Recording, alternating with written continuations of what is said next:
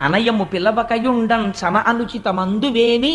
పిలవకుండా మనం ఎలా పెడతాం పార్వతి అంటారేమో స్వామి.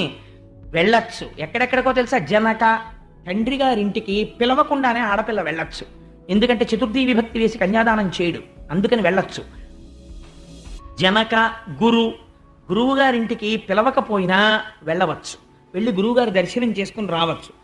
సుహృత్ మంచి స్నేహితుడు, మనసెరిగినటువంటి స్నేహితుడు.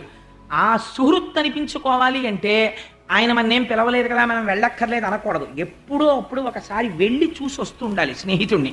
అందుకని సుహృత్.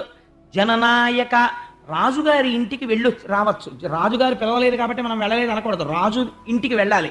సుహృత్ జననాయక గేహములకు చనుచుందురు పిలువకున్న సజ్జనుల దిప. ఎంత గొప్ప మాట జోడించిందో చూడండి. సజ్జనులైన వాళ్ళు పిలవకపోయినా పెడతారు ఇక్కడికంది. అంటే ఇప్పుడు వెళ్ళకపోతే పిలుపులే